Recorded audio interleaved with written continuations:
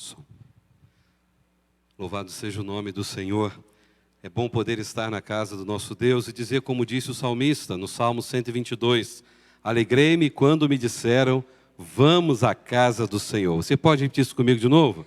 Alegrei-me quando me disseram, vamos à casa do Senhor. Como é bom estar na casa de Deus, poder adorar a Deus com a preciosa idade, né? Por isso podemos dizer que é preciosidade, esta parte tão linda da nossa história, da nossa vida, em que Deus permite muitas pessoas chegarem, e nem todos conseguem chegar a esta idade. E uma idade assim, que tem louvado ao Senhor, tem servido ao Senhor, e mais, com esta coreografia tão bonita que vocês fizeram aqui hoje à noite, né? Que coisa linda, né? Louvado Senhor. Eu vejo pessoas com 30 e poucos anos já não conseguem levantar o braço, né? Olha que coisa linda, gente, isso é bênção do Senhor. Nessa noite nós vamos estudar Tiago, capítulo 4, muito bem.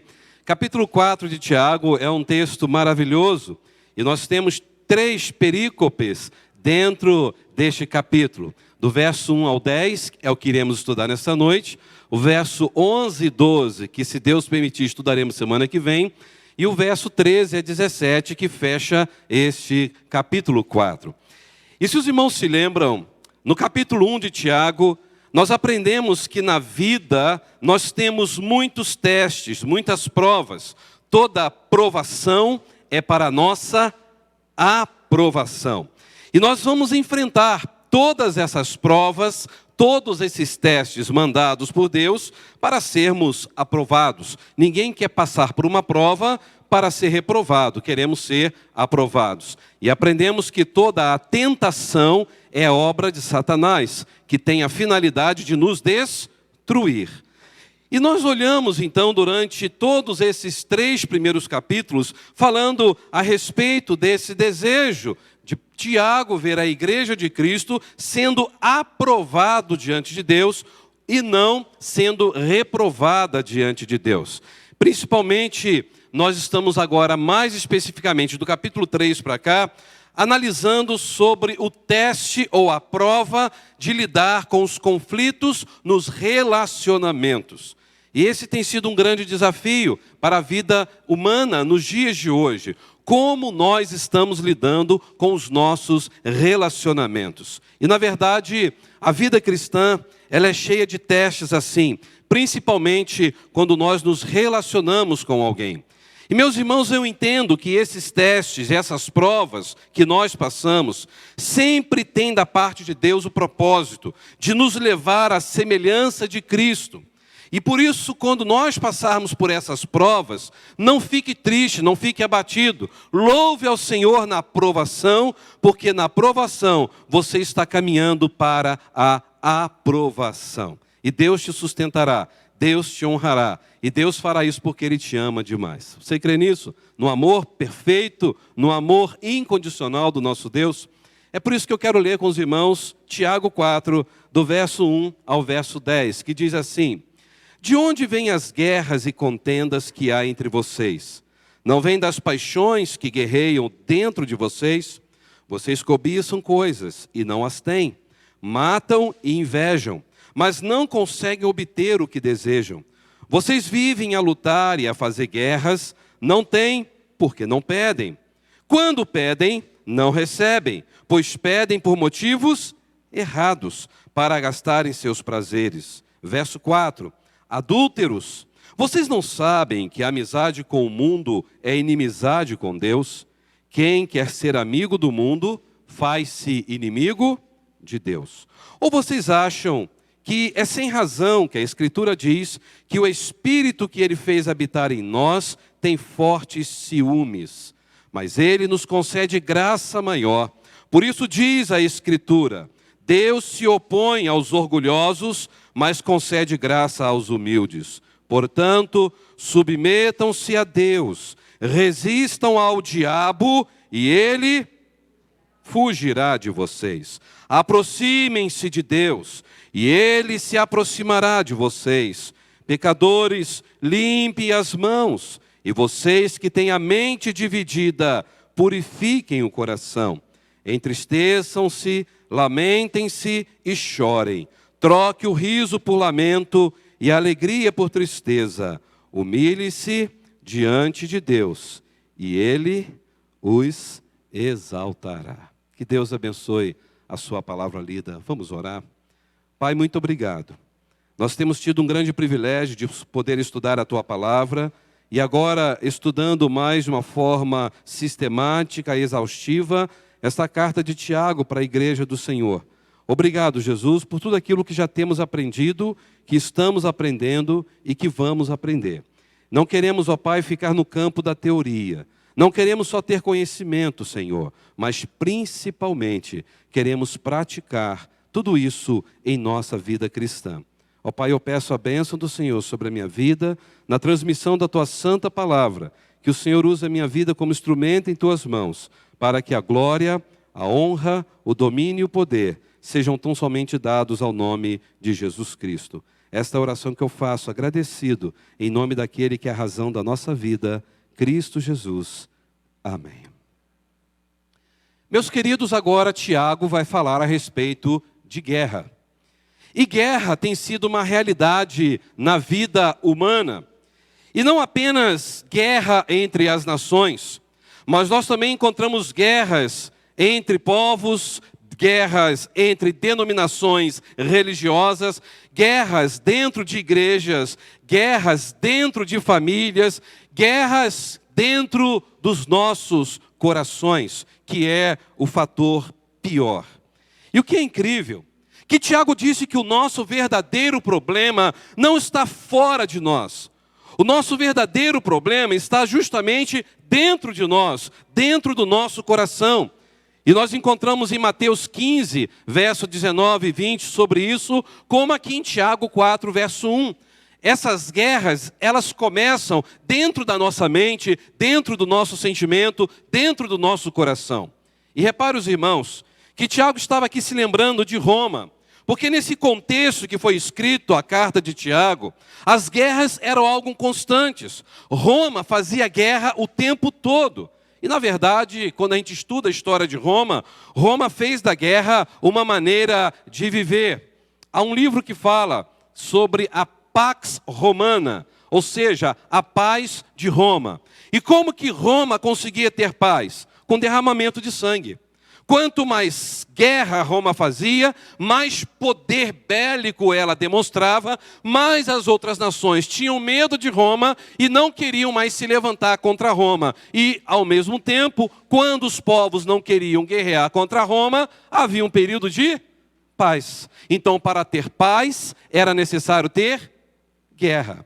E é interessante, meus irmãos, que quando a gente olha sobre o assunto de guerra, você pode estudar e ver que na Idade Média, a gente vê que a guerra varreu a Europa e culminou com horrores sangrentos, cruéis, como foi a Guerra dos 30 Anos, que terminou em 1648. E quem gosta de história e já estudou sobre isso, vão ver que essa guerra, ela foi considerada o episódio militar mais horrível na história ocidental antes do século XX. Os irmãos sabem quantas pessoas perderam suas vidas nesta Guerra dos 30 Anos? Cerca de 7 milhões de pessoas. Ou seja, 1/3 dos povos de língua alemã morreram naquela guerra. E parece, irmãos, que a guerra se tornou no principal legado do ser humano. Se o ser humano quer uma coisa, ele luta por aquilo, ele vai à guerra, ele mata se for preciso, para obter aquilo que ele deseja. Os irmãos se lembram da Primeira Guerra Mundial. Essa guerra aconteceu de 1914 a 1918. Quantas pessoas morreram nessa Primeira Guerra Mundial? Os irmãos lembram? Pelo menos a estimativa de cerca de 30 milhões de pessoas. Meus irmãos, isso é muito sério. O mundo ficou em choque. E o mais incrível é que 20 anos depois da Primeira Guerra Mundial, houve a outra guerra, a Segunda Guerra. E ela foi travada pelos mesmos participantes, pelas mesmas nações, pelas mesmas razões, orgulho e poder. E essa Segunda Guerra Mundial foi de 1939 a 1945 e resultou na morte de 60 milhões de pessoas. Um custo que eles alegam que quadruplicou da Primeira Guerra, que foi em torno de 340 bilhões de dólares, para 1 trilhão de dólares a Segunda Guerra Mundial. Ou seja, houve pessoas que ganharam dinheiro com a guerra, porque alguém tem que fabricar armas. E aí, não só fabricam armas, mas produzem alimentos para enviar para os guerreiros, gasolina, petróleo para avião, para os navios, para os carros. Ou seja, por trás de uma guerra há um grande comércio, há um grande lucro. E vidas estão sendo ceifadas. E foi o que aconteceu. Mais de 60 milhões de pessoas morreram na Segunda Guerra Mundial. Nós assistimos também a Guerra Fria entre os Estados Unidos e a União Soviética, que é a extinta União Soviética. Comunismo versus capitalismo, 1947 a 1989. Nós assistimos também o maior massacre na União Soviética, onde a história revela que os cristãos, os crentes em Jesus Cristo, foram trucidados pelas mãos do comunismo entre os anos de 1917 a 1985. Tudo isso está registrado nos anais da história. Assistimos também às sangrentas guerras tribais na África entre o século XIX e o século XX. As batalhas fratricidas na Irlanda de 1919 a 1921. Os massacres no Oriente Médio. A Coreia do Norte, a Rússia, querendo explodir a bomba de hidrogênio, agora recentemente, que tem a capacidade de destruir mais de 29 vezes todo o planeta Terra. Vemos o domínio bélico da Rússia sobre a pequena Ucrânia, a guerra de Israel contra o Hamas. É a guerra política dentro da nossa nação que está sendo algo atípico. Nunca vi uma guerra tão cruel no meio político, onde dividiu não só a política do Brasil, mas também as famílias e até igrejas se dividiram por causa dessa briga política e por aí vai. É por isso, meus irmãos, que na verdade essas guerras são uma projeção que estão instaladas não somente pelo poder bélico das nações, mas porque o coração humano já estava em guerra. Todos nós carregamos dentro de nós uma guerra no coração. É por isso que muitas vezes desejamos resolver as questões do nosso jeito. E muitas vezes o nosso próprio prazer leva a gente a pagar um alto preço para conquistar aquilo, e a gente faz de tudo para conquistar os nossos ideais. Isso Tiago fala no versículo 2 do capítulo 4. E mais uma vez, nós estamos vendo Tiago agora chamando a atenção, não do povo pagão. Tiago está chamando a atenção da igreja de Cristo. Esta aqui é uma palavra para a igreja do Senhor, não para os ímpios, não para aqueles que estavam perdidos sem Cristo. E se os irmãos olharem que nesse capítulo 4, Tiago então trata de 3 assuntos. Primeiro assunto que nós vamos entender nesta noite: pessoas que estão lutando contra pessoas. Pessoas que não sabem se relacionar com o seu próximo. Do verso 1 ao verso 10. Depois, uma guerra que nós travamos contra nós mesmos, que está no verso 11 e 12. E por último, uma guerra que nós acabamos travando contra o próprio Deus, do verso 13 ao verso 17. Então nós vamos entender nessa noite, desse versículo 1 ao 10, como podemos ter maturidade diante de um mundo com tantas guerras. Como ser aprovado tendo maturidade diante de um mundo com tantas guerras. E a primeira lição: nós só poderemos medir a nossa maturidade espiritual diante desta prova, deste teste dos conflitos com o nosso próximo. Pergunto, você tem algum conflito com alguma pessoa? Existe alguma pessoa que você não gosta de conversar com ela? Às vezes nem olhar para aquela pessoa. Se ela está vindo na sua direção, você já desvia o caminho e vai para o outro lado. Você já passou por isso ou está passando por isso? Veja comigo então o versículo 1, novamente de Tiago 4. Ele vai dizer o seguinte: de onde vêm as guerras e contenda entre vós? Todo mundo tem essas duas palavras? Guerras e contendas. Brigas. Pelejas. Muito bom. Brigas, pelejas, contendas. Então vamos lá. Ele vai dizer no versículo 1: porventura não vem dos vossos deleites, que vos guerreiam entre os vossos membros? Irmãos, uma lição que nós temos que compreender aqui é que conflitos, eles sempre surgem em nossas vidas exatamente por causa do nosso interior que já está em guerra. Só há briga entre marido e mulher porque o marido está com uma guerra dentro do seu coração que ele não conseguiu resolver. Só há briga porque a esposa também tem um conflito dentro da sua alma, uma guerra que foi travada dentro de si, e ela não está bem com ela mesma, então ela não consegue viver bem com o próximo, então não viverá bem com o seu marido. E o que é interessante aqui, que a palavra guerra, usada aqui por Tiago, no original grego é a palavra polemoi. Polemoi. Polemoi é a palavra usada em português para polêmica. É a mesma palavra polêmica. Polemoi, polêmica. Ou seja, Tiago está dizendo, de onde vêm as polêmicas que há entre vocês? De onde vêm as guerras, ou seja, as polêmicas? Polemai. E de repente ele vai dizer a palavra contenda. A palavra contenda, ele está usando aqui, dizendo exatamente isso. A palavra macai, ou seja, luta constante. Então ele diz, há uma polêmica na alma de vocês e uma luta constante que nunca para de acontecer. Irmãos, Tiago estava dizendo aqui que as polêmicas, ou seja, essas guerras que foram geradas por essas lutas constantes, são polêmicas, são guerras, são conflitos que levam o ser humano a um resultado muito cruel, muito ruim. Qual é o resultado de ter um coração de polêmica, de guerra, um coração que está sempre tendo conflitos diários? Ira, raiva, agressões e crítica. Você conhece pessoas que ficam iradas com muita facilidade? Uma pessoa que se alguém esbarra no carro depois do culto, acabou de sair do culto, adorou a Deus, está ali cheia da presença de Deus, alguém esbarrou no carro, o sangue sobe na cabeça, e ela, para falar uma palavra mais bíblica, seu filho de Belial, seu incircunciso de coração, como que você esbarra no meu carro? Você não enxergou, não? E começa a polêmica, a guerra, a contenda, porque a sua alma está cheia de ira. Ira causada pela polêmica, pela guerra, pela luta constante. É aquela pessoa que acaba sendo agressiva. Você conhece gente que é agressiva? Ela já parte para a briga por qualquer coisa. É aquela pessoa que está sempre criticando. Ela nunca traz uma palavra de paz, de esperança, uma palavra de ajuda. Ela sempre aponta o dedo para ver algo que está errado.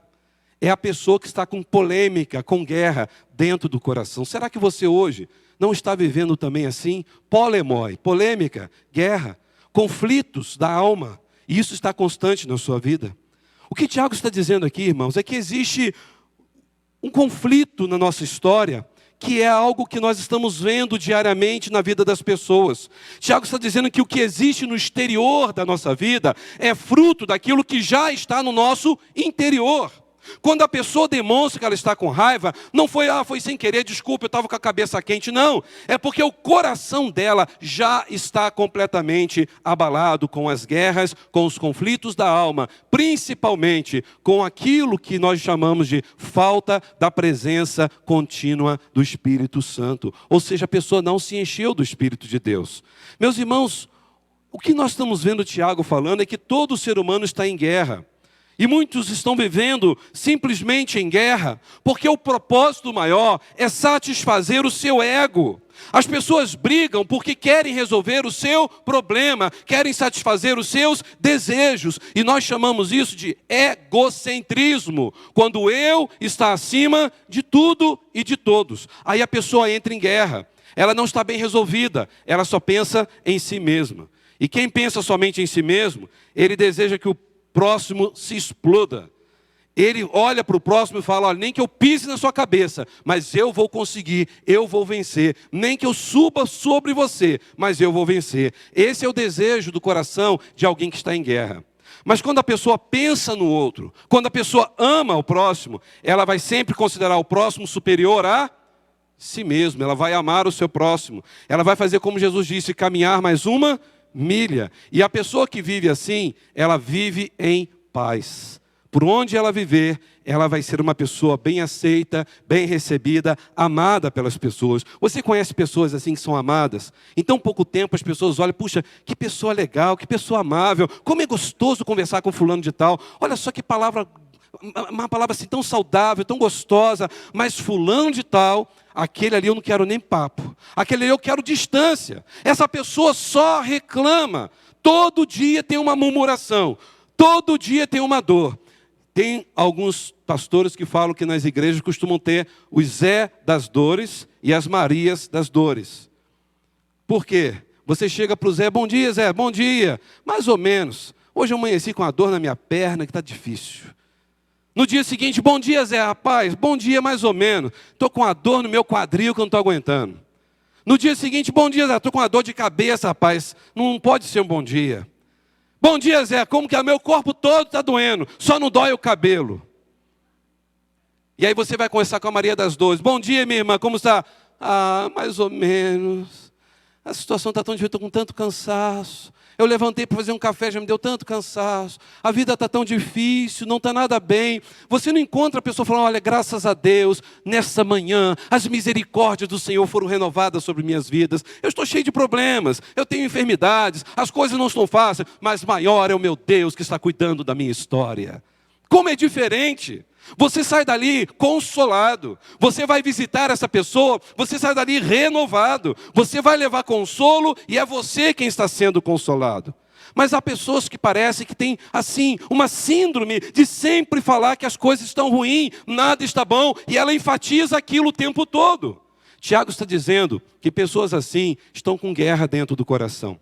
E pessoas em guerra dentro do coração não conseguem viver bem com o outro. O que diz o Salmo 133, 1? Os irmãos se lembram? Ó, quão bom!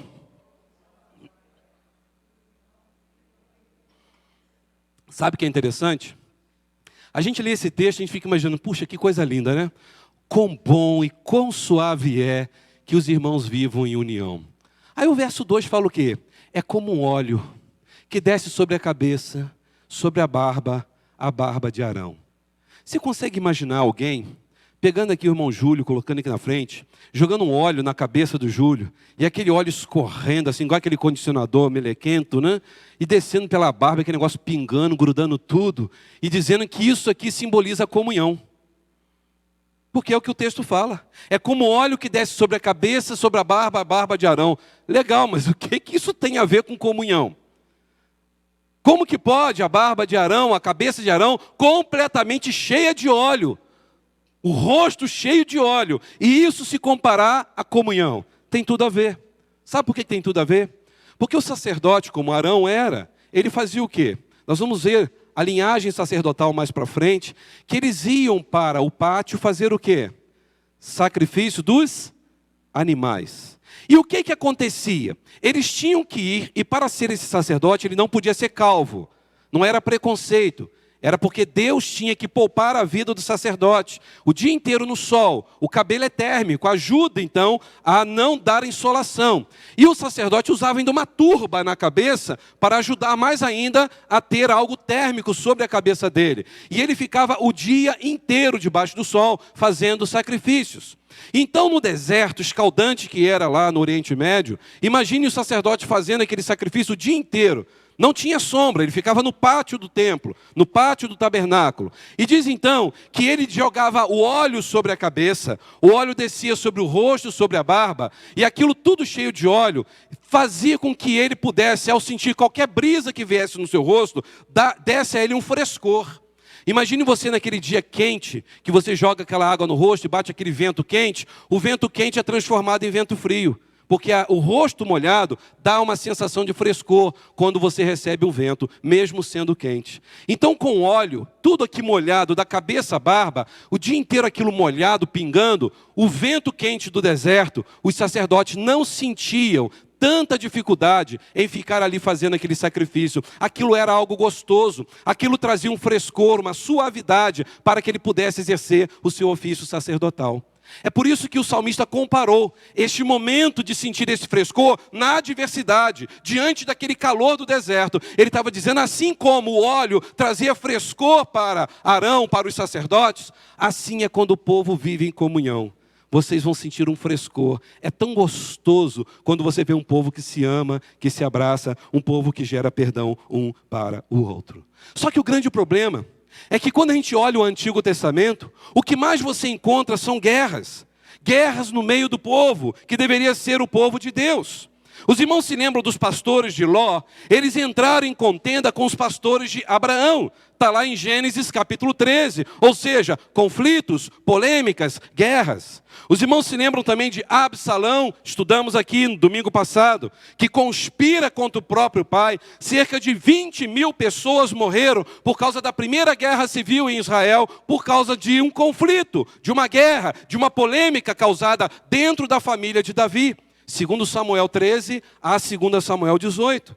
Também nós lemos os próprios discípulos de Jesus. Os irmãos se lembram que eles criaram tensões entre eles, porque eles começaram a perguntar um para o outro e para Jesus: Senhor, quem é maior entre nós aqui? Você pode eleger um que vai ser o presidente, vice-presidente, tesoureiro, secretário, por aí vai. Nós queremos saber quem é que o Senhor prefere que esteja do seu lado no seu reino. E aí Jesus tem que chamar a atenção dos seus discípulos, porque Jesus estava dizendo: gente, não é cargo, não é função, vocês estão muito preocupados com posicionamento, vocês precisam estar unidos. Você encontra isso em Lucas 9, 46. Os irmãos se lembram dos membros da igreja de Corinto, que eles estavam ali quase já saindo no tapa, porque eles entraram em contenda e levaram essas guerras, essas polêmicas do coração para os tribunais do mundo. Está lá em 1 Coríntios 6, de 1 a 8. Irmão processando irmão na justiça. E aí os irmãos conseguem imaginar? Paulo está dizendo: vocês têm que colocar diante de Deus. Como pode um irmão processar outro irmão? Vocês não podem resolver isso na palavra, ao invés de ir para a justiça. Há uma guerra no coração de vocês. E acho engraçado. E eu gostaria que você lesse esse texto. Gálatas 5,15. Esse texto a gente tem que ler. Porque a igreja da Galácia, eles tinham crentes que estavam se mordendo. Pastor, como assim? Mas o texto fala. Eles estavam se mordendo, se devorando. Parece algo estranho. Você consegue imaginar vocês chegarem na igreja e ver eu e o Júlio aqui no púlpito assim querendo sentar, e o Júlio me mordendo e eu mordendo ele? Vocês imaginam isso? Quem pode ler Gálatas 5,15?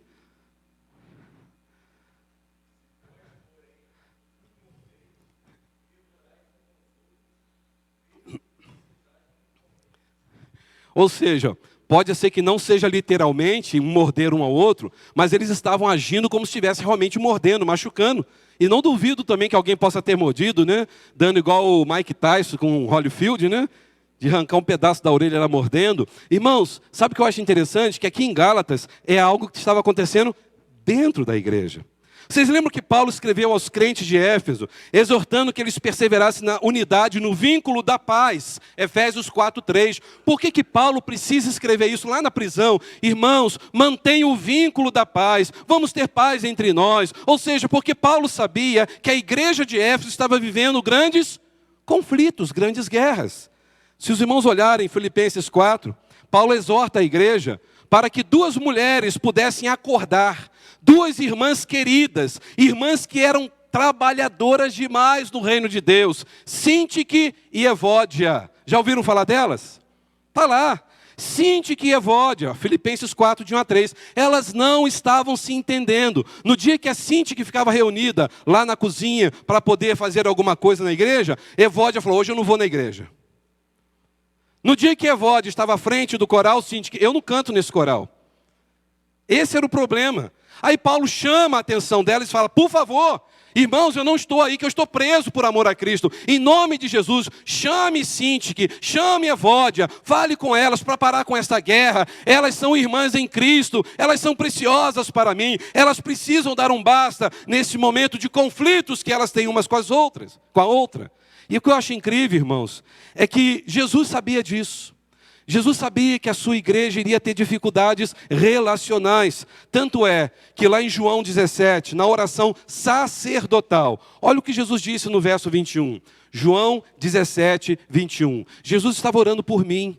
Jesus estava orando por você. Jesus estava orando pela sua igreja. Ele estava pedindo ao Pai para que a sua igreja pudesse ser uma só nele, para que a sua igreja pudesse ser reconhecida no mundo como uma igreja que amava, como uma igreja que era unida. Isso me chama muita atenção, porque Tiago, ele alertou para a igreja, com essa carta, que o mundo iria ver essa guerra no meio da igreja, essa guerra no meio da denominação, essa guerra no meio das famílias, e isso poderia ser uma pedra de tropeço para a evangelização. Vocês imaginam o Felipe chegar lá na rua, entregar um folheto, falar, queridos, eu quero convidar você para ouvir falar de Jesus, eu quero que você vá lá na igreja. Qual é a sua igreja? A igreja tal, aquela igreja o pessoal vive se mordendo. Aquela igreja, o pessoal vive brigando um com o outro. Deus me livre, quero saber daquela igreja. Você imagina que coisa triste não seria? Graças a Deus, que o que mais nós ouvimos é, que igreja amorosa é a Segunda Batista de Petrópolis. Como é lindo eu ouvir isso, eu tenho ouvido isso diariamente, irmãos. Eu não falo isso por falar, para elogiar a igreja, não. Eu falo isso porque eu tenho presenciado o quanto a nossa igreja tem sido elogiada pelo amor, pelo carinho, pela harmonia que há entre nós. Louvado e glorificado seja o nome do Senhor. É por isso que esse estudo não está falando para a gente como se tivesse algum problema aqui na igreja. Pelo contrário, nós estamos falando o que Tiago está dizendo aqui para aquela igreja e tirar lições para a nossa vida.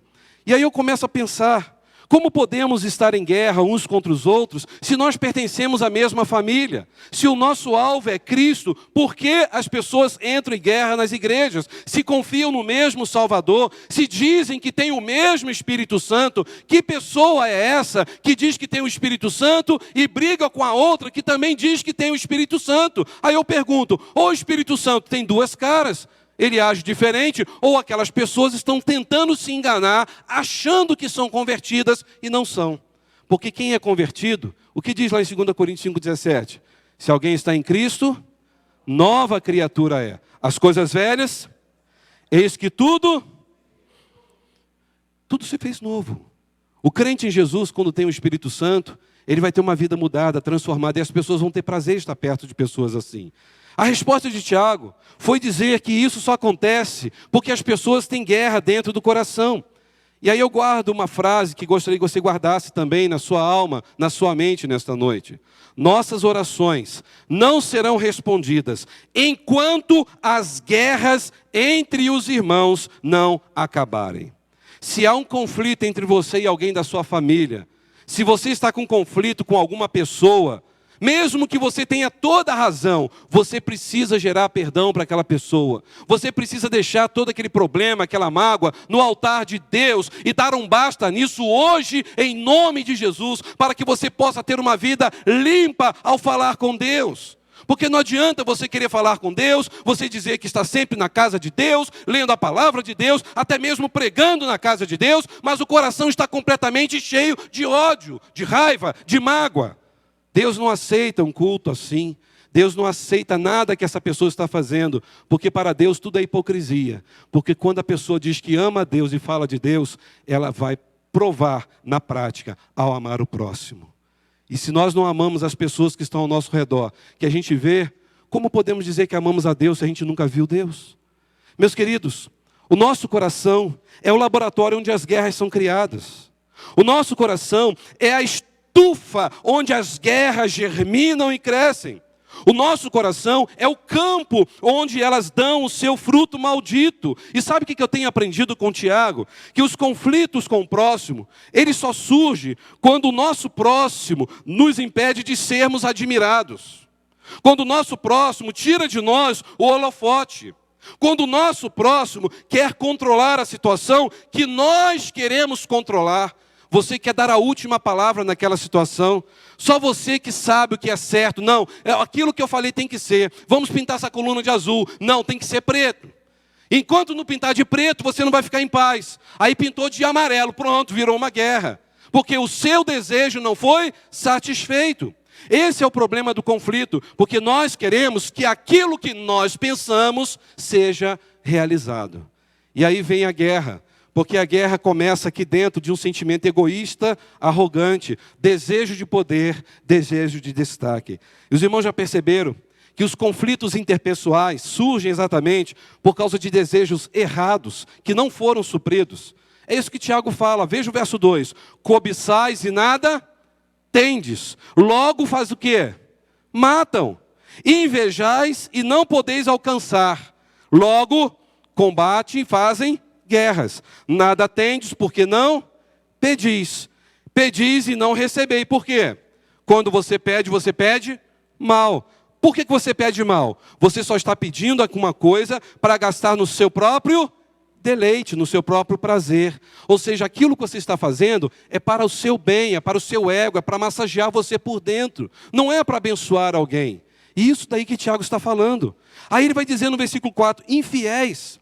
Vocês não sabem que amizade com o mundo é inimizade contra Deus? Porque qualquer que quiser ser amigo do mundo, constitui-se inimigo de Deus. Irmãos, desejos não satisfeitos sempre gerarão conflitos. Vamos repetir comigo? Desejos não satisfeitos sempre gerarão conflitos. Imagine aquela pessoa que deseja ter aquele carro zero. Eu quero, pastor, um Jeep Compass. E eu quero 2024, top de linha. Amém. Lute por isso, que Deus te abençoe. Aí você vai e não consegue comprar e compra um Kwid. Pastor, mas esse carro é pequenininho, é apertadinho, é um carro ruim, pastor, olha que vida miserável que eu tenho. Aí eu pergunto, peraí, você não tem um carro? Não é um carro novo também? Não é um carro bom também? Não tem ar também? Não te leva para onde você quer? Por que você está reclamando? Porque eu quero um Compass. Isso é o quê? O desejo não suprido. E esse desejo não suprido leva a pessoa a viver em guerra. E uma vez eu falei assim, pastor, eu gosto do Kwid. Então imagina aquele Fusca. Pastor, eu gosto do Fusca. Então imagina uma Veemaguete. Quem é da época da Veemaguete? DKV, né? Aí, ó, bastante gente, né? Aquele carro que fazia tanto barulho para subir morro, parecia que estava correndo, estava lá embaixo ainda. A gente está voando essa morro, né? Quando você via, ainda estava lá embaixo. A pessoa andando a pé chegava primeiro lá em cima, né? Ou seja, a pessoa está sempre querendo mais, mais e mais, porque quer satisfazer o seu desejo. Então a pessoa deseja e ela não tem, porque ela simplesmente fica querendo algo que não é para ter naquele momento. E ela fica frustrada, ela fica irritada. E sabe o que acontece? Por ela estar frustrada, pelo seu desejo não ter sido suprido, ela começa a ferir outras pessoas. Ela vai matando relacionamentos. Ela vai levando o seu fel dentro da alma sobre as pessoas que não têm nada a ver com aquilo. Ela cobiça, ela tem um desejo ardente por algo. Eu pergunto, tudo bem, e se você tiver o carro dos seus sonhos? Aquele carro que é só apertar um botão e faz tudo. E daí? A sua vida vai ser feliz por causa disso? Vai mudar toda a história da sua vida? Você vai estar bem com Deus, com a sua esposa, com seus filhos, se tiver esse carro? Não vai. Porque você vai comprar esse carro e vai achar que também está ruim e vai querer outro novo. Você compra um celular hoje, não dá 6 meses, já mudou, já tem um mais moderno. E a pessoa quer o mais moderno, ela nunca está satisfeita, sabe por quê? Porque o seu coração está o quê? Com muita avareza, arrogante. Isso não quer dizer que a gente não tenha que lutar pelas coisas e ter algo bom. Mas o problema é quando o coração está pedindo algo que está errado, porque só quer juntar vontade em volta do seu ego. Quer ser aplaudida, quer que as pessoas olhem, nossa, que carrão, hein? Tá bem, irmão, que bênção, hein? Ó, que vida boa que você tem, e a pessoa se sentir feliz por causa disso. É uma pessoa frustrada por dentro. Porque quem está bem com Deus, não precisa de carro assim. Quem está bem com Deus, não precisa ter a melhor casa. Quem está bem com Deus, está feliz. Quem está bem com Deus sabe que a nossa cidade está onde? Nos céus. E de lá esperamos o nosso Salvador Jesus Cristo. E sabe o que é o mais interessante? Que aqui nesse texto, quando fala a respeito dessa cobiça, é a ideia da pessoa que está sempre criticando aquele que está impedindo o seu desejo. O meu marido nunca consegue me ajudar a crescer. A minha esposa está me travando, por isso que eu não estou crescendo. São os meus filhos que me atrapalham a crescer. Meus pais me atrapalham a crescer. Ou seja, a pessoa coloca a culpa em todo mundo, menos nela. Porque é uma pessoa que está sempre com o coração insatisfeito. E uma pessoa insatisfeita na alma, ela vai gerar briga o tempo todo. Meus irmãos, se a pessoa não está com a sua vida interna bem, ela sempre vai estar vivendo em guerra e produzindo guerra no coração de outros. Necessidades não supridas têm que ser avaliadas à luz da palavra de Deus. Eu pergunto, o que você quer ter? O seu sonho, à luz da palavra de Deus, é o melhor para esse momento? Ter esse Jeep Compass é o melhor para esse momento? É o que vai ajudar o seu relacionamento conjugal? É o que vai abençoar você para estar mais na presença de Deus? Se sim, lute por ele então. Compre o mais rápido possível. Se não, reavalie o que é mais importante. Veja onde você está colocando a sua expectativa de ter uma vida feliz. Meus irmãos, o que nós temos que perguntar no coração é, será que esse desejo que eu estou tendo honra a Deus ou está honrando apenas a minha carne? O que eu estou querendo o mais rápido possível obter, é por meio lícitos ou ilícitos? Será que esse desejo que eu estou querendo satisfazer é para a glória de Deus, para abençoar minha família, ou é para a minha glória, para eu me achar importante? E olha o que Tiago fala no verso 3. Pedi e não recebeis. Por quê? Vocês estão pedindo mal, estão pedindo errado. Porque o que vocês estão pedindo só é para gastar nos seus prazeres, só nos seus deleites, só naquela vontade carnal. Então, irmãos, nós não temos por que não pedir certo. Como que eu posso pedir o que é certo? Deus, isso que eu quero adquirir é da tua vontade. Deus, esta viagem que eu quero fazer é da tua vontade. Senhor, será que este carro que eu vou comprar será para a tua glória ou para a minha glória? Senhor, esta viagem que eu quero fazer, esta viagem é só para o meu deleite ou é para que o teu nome seja honrado? Senhor, eu quero estar à frente de um ministério na igreja, mas será que estar à frente desse ministério é para o seu deleite ou é para a glória de Deus? É essa a pergunta que Tiago está dizendo, nós temos que fazer.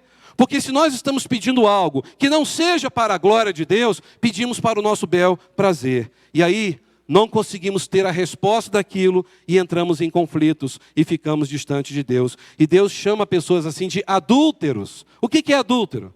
É aquela pessoa que está com alguém e ao mesmo tempo com outra pessoa. Então a pessoa está adulterando, violando um pacto de fidelidade. E no momento que eu e você estamos desejosos somente das coisas terrenas, só estamos querendo ter bênção, prosperidade nessa terra, mas não queremos ter a prosperidade espiritual, Deus está chamando a gente de adúlteros. Vocês estão me amando e amando o mundo. Vocês estão dizendo que estão apaixonados por mim, mas estão apaixonados pelo mundo. É um adultério espiritual. E aí Deus vai dizer então por meio de Tiago, isso é uma soberba do coração. E o que é soberba? A soberba é quando você tem arrogância, é quando você quer uma coisa, é quando você se sente muito bem, quando você sacia um desejo da sua carne e você fala para o outro, viu? Eu consegui, eu tenho e você não tem. Meus irmãos, qual a solução para os conflitos então? Como que Tiago vai responder? Primeira coisa, Tiago diz, submeta-se mais a Deus. Vamos falar juntos? Submeta-se mais a Deus.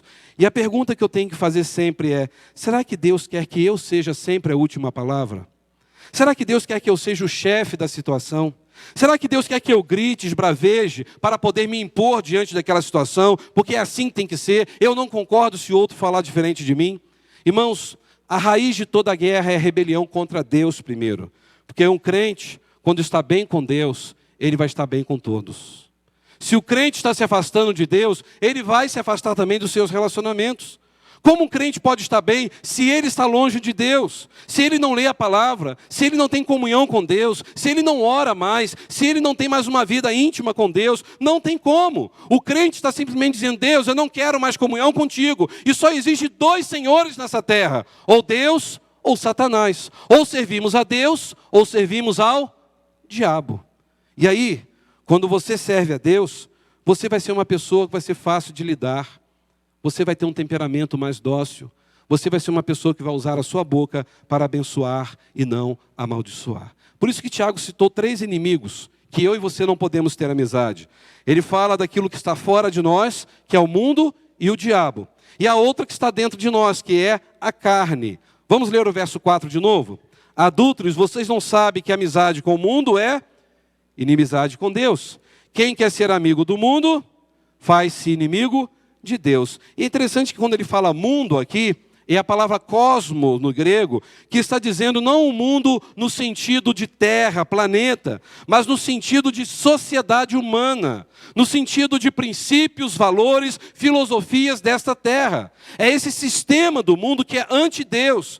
É esse sistema do mundo que valoriza mais a riqueza, as coisas, do que as pessoas e do que o próprio Deus. Se o mundo valoriza o prestígio, a pessoa então começa a querer ter prestígio também, porque é bom ser alguém de prestígio. Eu não sei se os irmãos se lembram que na Copa de 2002, o Ronaldinho, fenômeno, né? Ele então jogou aquele jogo marcante, Brasil e Alemanha, quando o Brasil tinha um ótimo futebol, né? Bom, vira a página. E eu lembro que o Ronaldinho entrou em campo com um cabelo ridículo. Ele cortou o cabelo em forma de cascão. Os irmãos se lembram? Só aquela coisinha que na frente, o resto tudo carequinha atrás, né? E eu fiquei olhando aqui, eu falei, não acredito, gente. Ele lá dentro sim, com aquele negócio de cascão na frente, gente, é muito feio. Eu duvido que alguém vai querer cortar o cabelo igual. Ele fez 2 gols. Nós nos tornamos pentacampeões mundiais. Ah, meus irmãos, que saudade daquele futebol vira-página. Eu desci depois do Seminário do Sul, que na época eu morava lá no Seminário do Sul, e fui com a minha esposa lá no supermercado Extra comprar algumas coisas, e de repente, irmãos, não tinha dado nenhuma hora que o jogo tinha acabado, o pessoal estava tudo em bagunça, em festa, e eu fiquei pensando, acho que o mercado vai estar fechado, e graças a Deus estava aberto. As pessoas estavam indo cortar o cabelo, e teve alguns que dentro de casa cortaram, tudo cabeça raspada e só o cascãozinho aqui na frente. Eu falei assim, eu não acredito. Falei assim, mas pelo menos o povo de Deus não vai fazer isso. Domingo eu vou à igreja, vou lá dar aula para os jovens, e justamente a lição é sobre o amor a Deus e não ao mundo. Quando eu cheguei na igreja, eu vi lá pelo menos uns 3 jovens com boné. E eu olhei assim, gente, eles nunca usaram boné, mas dentro da classe, aconteceu, está tudo bem. Eles, que nada, pastor, 2-0, penta! Quando eles tiraram o chapéu, eu vi aquele cabelinho aqui na frente, eu não acredito. Vocês tiveram coragem de cortar o cabelo também. Por que você também não cortou? Eu falei assim, eu não quero. Para que eu preciso cortar o cabelo? Não, porque agora ele é o nosso herói. O Ronaldinho é o nosso ídolo. E eu disse, é justamente sobre isso que eu quero falar nesta manhã. Por que nós fazemos de pessoas nosso ídolo? Porque ele fez 2 gols, ficou famoso, realmente o Brasil ganhou. Agora, se a pessoa bota uma roupa toda cheia de bolinha azul, só porque ela é famosa, agora é moda, eu vou colocar também. Ou seja, aquilo que os famosos fazem se torna um padrão desse cosmo, padrão deste mundo. E o que o Tiago está ensinando é exatamente isso. Quantas vezes nós seguimos aquele padrão porque todo mundo faz, todo mundo gosta, e você fica por dentro daquilo que o mundo acha legal. Tudo bem, você quer ficar na moda, legal, não tem problema. Quer cortar o seu cabelo, corte. Mas por que tem que ser justamente naquele momento, em homenagem a alguém, em adoração? Porque o ídolo se torna um objeto de adoração. É os padrões desse mundo. Então o Tiago está dizendo, por que vocês querem ser amigos do mundo? Porque vocês serão inimigos de Deus. Meus irmãos, os padrões desse mundo é satisfazer um desejo da carne, do coração. E Tiago falou que essas paixões da carne nos levam a guerrear contra o próprio Deus, porque nós estamos preferindo amar a carne, preferindo amar os desejos deste mundo, do que amar o próprio Senhor. E aí nós temos que entender que temos que fugir dessas paixões. Se você olhar 1 Coríntios 6,18, fala sobre isso. 2 Timóteo 2,22 também. E fugir aqui não é um gesto desprezível, não. De covardia, não. Fugir aqui é você dizer, eu não quero isso. É fazer o que José fez lá no Egito. Quando a mulher de Potifar quis se entregar para ele. Falou, isso é errado. Isso é adultério. Isso é pecado contra o meu Deus. E ele então saiu correndo. Ele fugiu. É a maneira de você vencer as tentações desse mundo, é fugir daquele momento, é sair dali, é não continuar aonde você está. Se aquela amizade está te levando para longe de Deus, por que você continua cultivando essa amizade?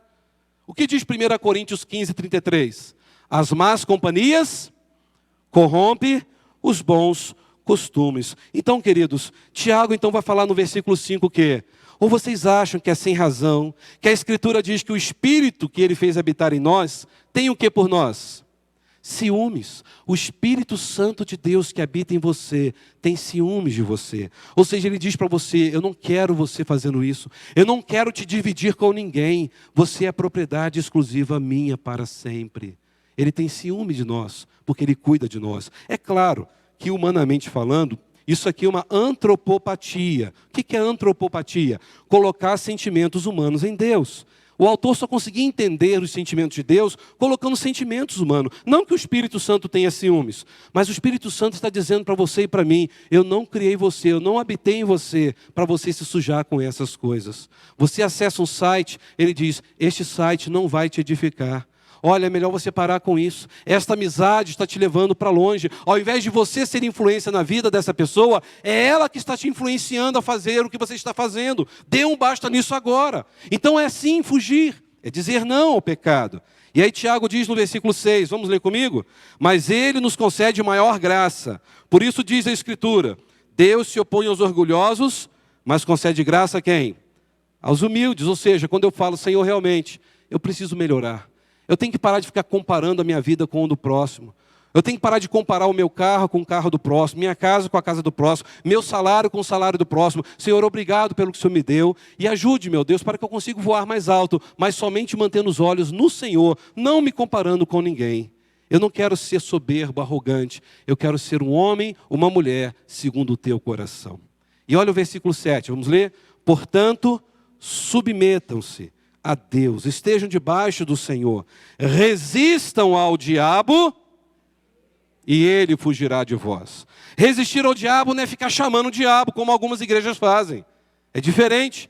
É você ver que o diabo está agindo e você fala, em nome de Jesus, sai daqui. Em nome de Jesus, eu não vou fazer isso. Em nome de Jesus, o meu corpo é templo do Espírito Santo. Eu não vou contaminar o meu corpo, porque quem vive aqui é o Senhor. É fugir do diabo, é resistir, é dizer eu não quero isso, maior é o que está em mim. O diabo não vai querer ter vez com você, ele vai simplesmente ir embora, porque ele sabe que você estará cheio do Espírito Santo de Deus. Irmãos, o pecado predileto do diabo é vaidade, é o orgulho, é a arrogância. É por isso que ele tenta a gente nessa área, assim como ele tentou Eva, lembra lá em Gênesis 3,6? Olha, o dia que você comer, você será como Deus. É assim que ele trabalha. Tem nada não, Deus é Pai, no final Ele perdoa, vai lá, pode pecar. Deus quer que a gente dependa dEle, que a gente tenha nojo do pecado. O diabo quer encher a nossa bola, você pode, você vai conseguir, você tem a força. Mas quando você é cheio do Espírito Santo, você diz, eu sou um miserável pecador, a minha força só virá do meu Deus. É Ele quem me dará graça, é Ele quem firmará os meus pés sobre a rocha. Qual é o problema das igrejas hoje em dia? Infelizmente, muitas igrejas hoje estão criando celebridades no meio da igreja, ao invés de servos. A vaidade está no meio das igrejas, porque as pessoas querem se aparecer, mas não querem dar glória para Deus. As pessoas querem destaque, as pessoas brigam, discordam, porque querem poder daquilo que nós chamamos de reino de Deus aqui na terra, por meio da igreja. Muitas pessoas deixam de se congregar na igreja porque ficaram magoadas uma com a outra, porque houve uma guerra, houve um conflito, aquilo não foi resolvido e ela se afastou da igreja. E ela foi se esfriando da comunhão. E pior, acha que não precisa mais estar na igreja. Hoje nós podemos assistir o culto online. Queridos, nada melhor do que estar junto aqui na casa de Deus, adorando ao Senhor, abraçando uns aos outros e podendo ouvir a palavra de Deus juntos. Às vezes as pessoas ficam magoadas, se afastam. E por isso o coração está em guerra, em conflito. E aí Tiago vai dar a parte final desse texto. Ele vai dizer o seguinte, vocês querem mudar? Vocês querem ter uma vida diferente nos seus relacionamentos? Olha o verso 8. Aproximem-se de Deus, e Ele se aproximará de vocês. Pecadores, limpem as mãos. Verso 8.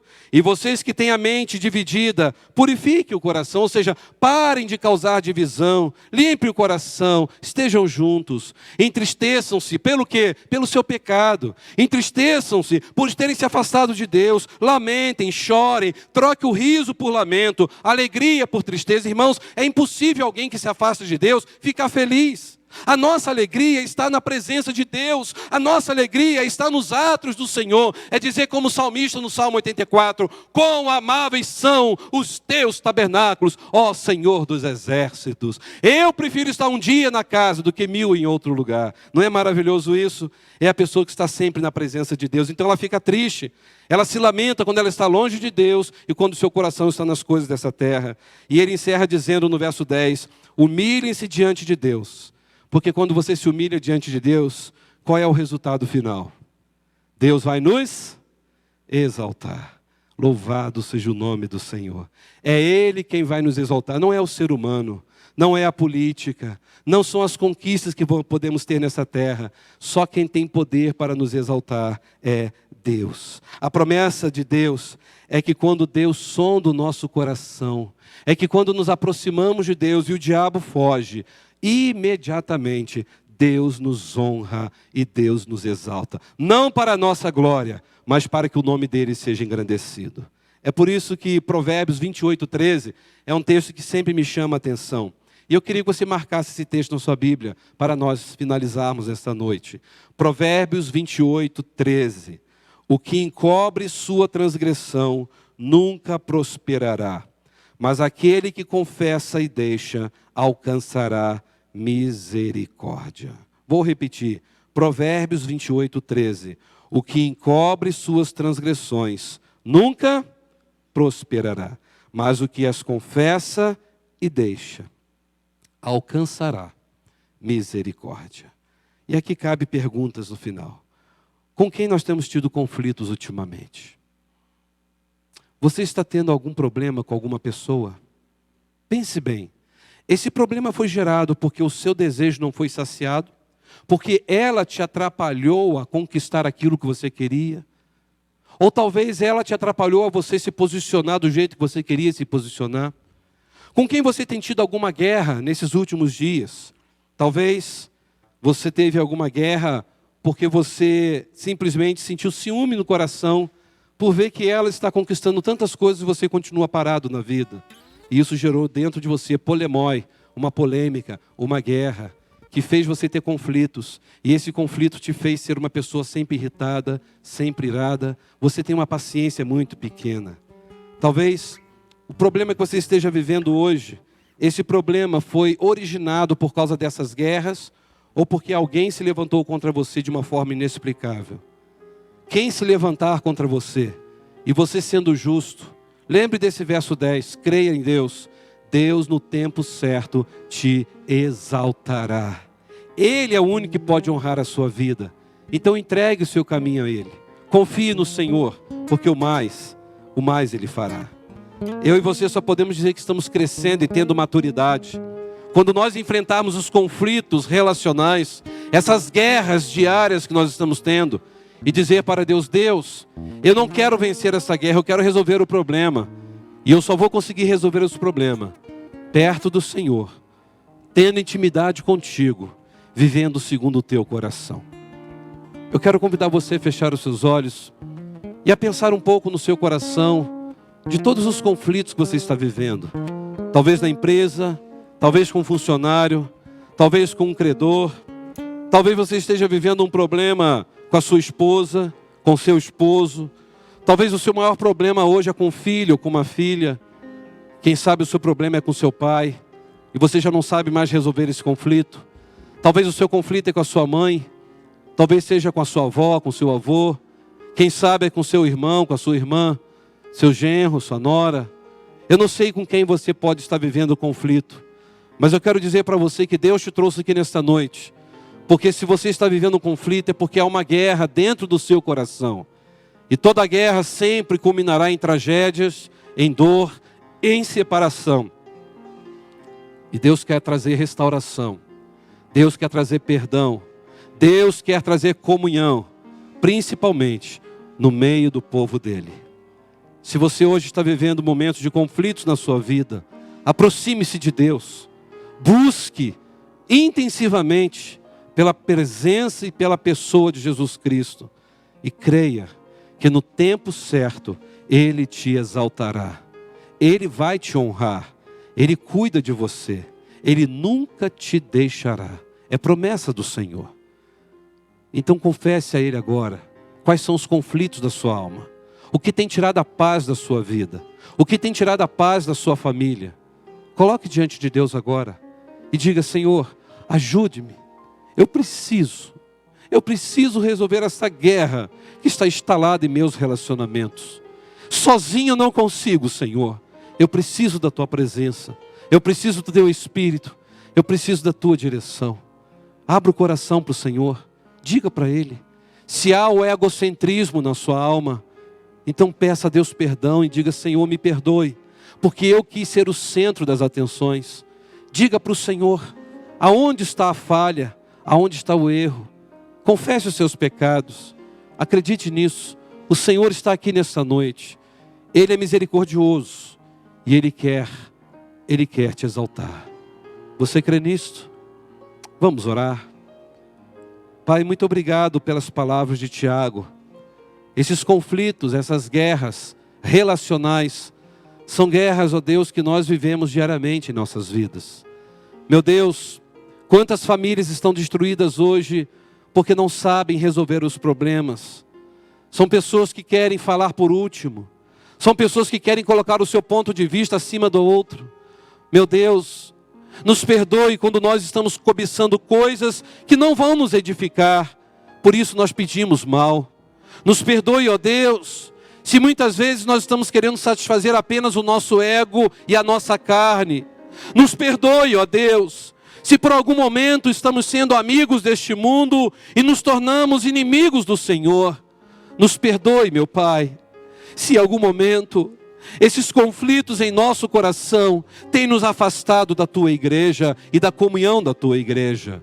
Dá-nos maturidade, Senhor, pelo Teu Espírito Santo, para que possamos viver uma vida de amor, de perdão, de graça, de bondade, uma vida de humildade, porque queremos nos humilhar debaixo das Tuas mãos poderosas, porque cremos que a única pessoa capaz de nos exaltar é o Senhor.